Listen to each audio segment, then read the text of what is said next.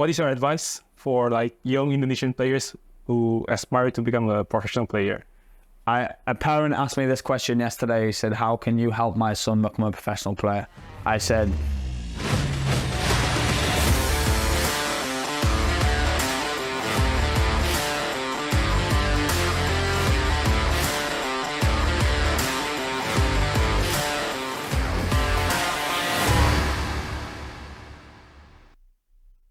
Hola, and welcome to Harce Talk. Gue Calvin, dan gue akan menjadi host kalian untuk hari ini. Dan hari ini kita kedatangan bintang tamu spesial dari Inggris, all the way from England. And here it is, Coach Dominic. Hi, Coach Dominic. very well, thanks. How are you? Nice to meet you. Nice to be here. Yeah, excited. Okay, Excited. so how long you been in Indonesia? I've been in Indonesia since last Friday. Just about, yeah. So it's been like a week for you, is it? Yeah, just over a week, yeah.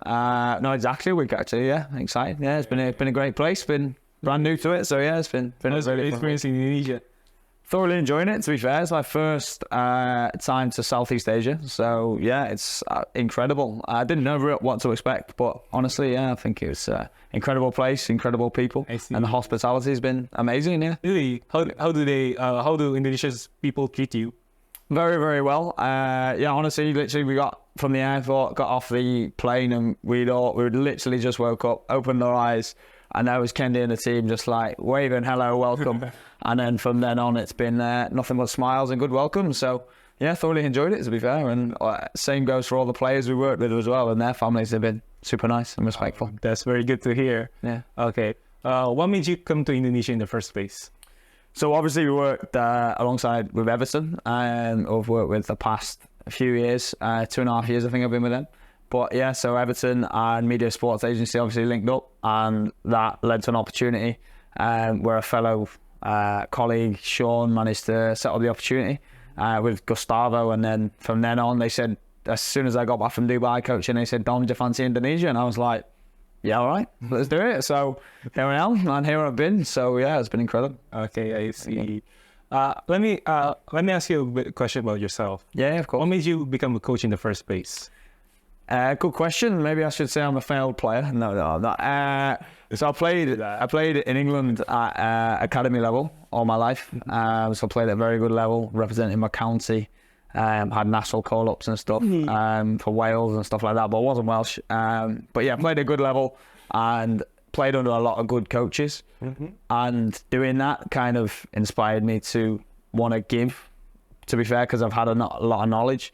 And when I thought the professional career wasn't quite the career that I was going to go down, got released from the academy, and then I thought, well, what can I do? I can still play semi-professional football as well as coach. So that's the route I've been going down since I was around 17, 18. 17, 18? Yeah. How old are you now? 25 now. Wow, So we're getting old. 5 years old. Yeah. Well, that's a very young age for you becoming a coach. Yeah, for sure. Well, I started coaching first time when I was 16, so I've been at it about 9 years now. 9 years, 16. Yeah. So what age do you coach?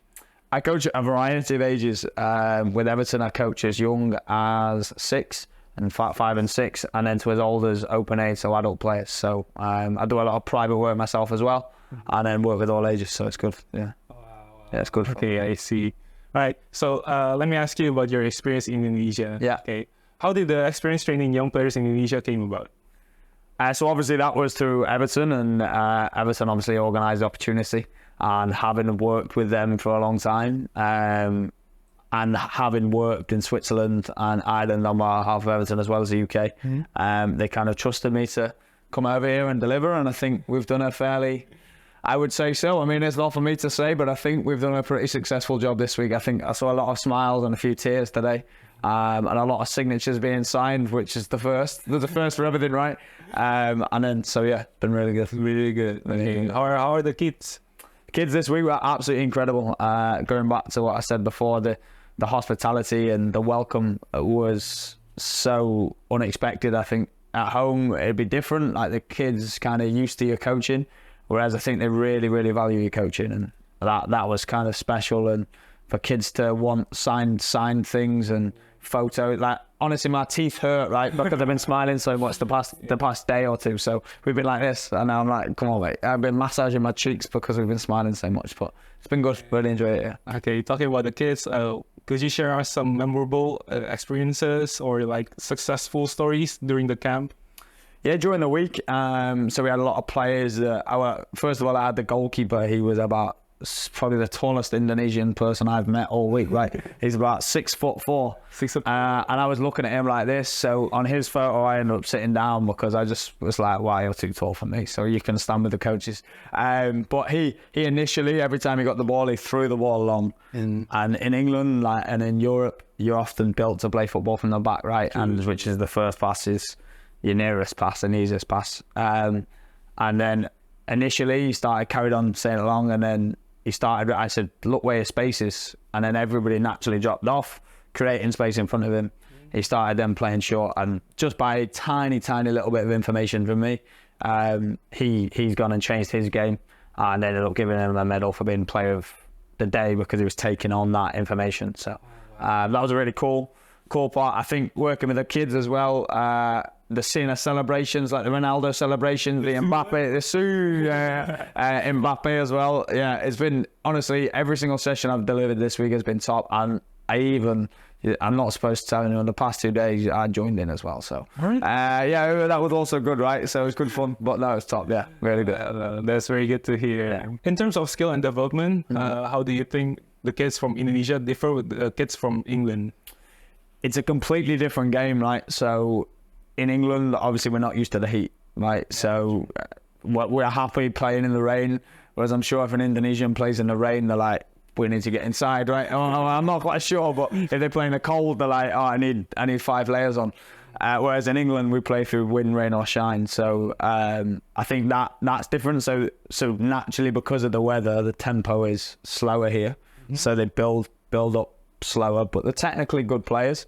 I just think physically they like to go down, they like to manage games and stuff like that.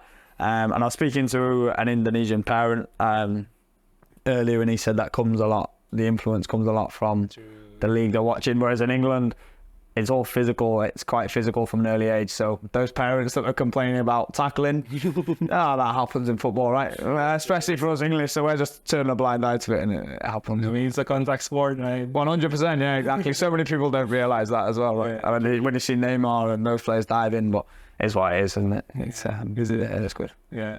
Talking about the techniques of Indonesian players. So basically, many players fail to make it to professional level. I mean, we have like the 4th most populated country in the world, but then no players ever went into like the Premier League, for example. Yeah. Barely even the Championship. What made you think that Indonesian players are unable to compete at the highest level? I think it ultimately comes probably down to the coaching. So I wouldn't say it is the coaches themselves. The coaches are trying to do the best they can, which is great, but it's with the services available, right? So coach education, which I also work in, have my own business doing, is massive. So if your education is good, you're likely to produce good results. Whereas I'm not 100% sure the Indonesian FA's coach education is near as good as English FAs and European FAs. So naturally the coaching isn't as good. So for these players this week, for example, to have the coaching from, I'm not saying that we're the best coaches in the world. I'm saying we come from good education. From the good education, we can deliver good sessions. So from this week, they've come on a lot and took a lot on.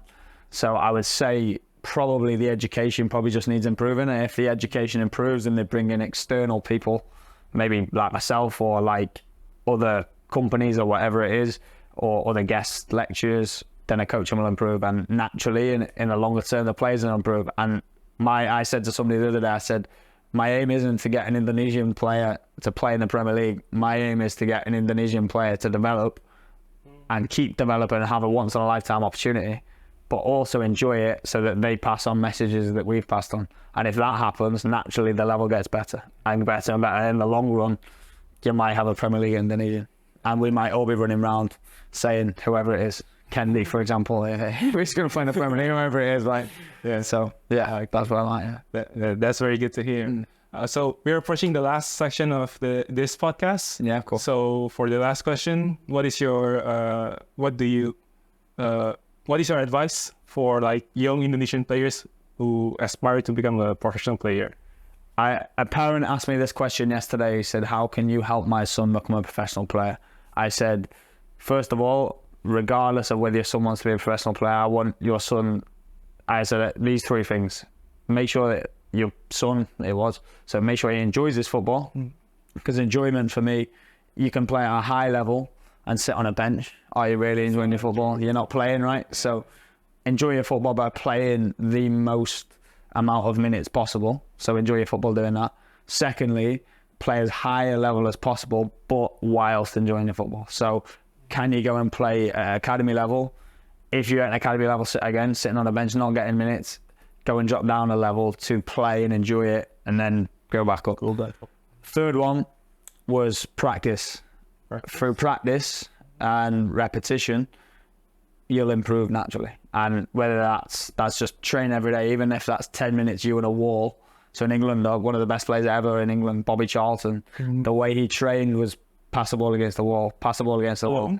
Yeah, alone, yeah, both feet. And training can be done alone. I design courses naturally for players to train alone, because ultimately it's the game of football is you and the ball, right? Yeah. And if you can master the ball, then you're more likely to, 100%. And that's what I think. So practice, enjoy the game, and play at high levels possible. My 3 things. All right, thank you, Coach Dominic. It was a very good, nice session of podcast today.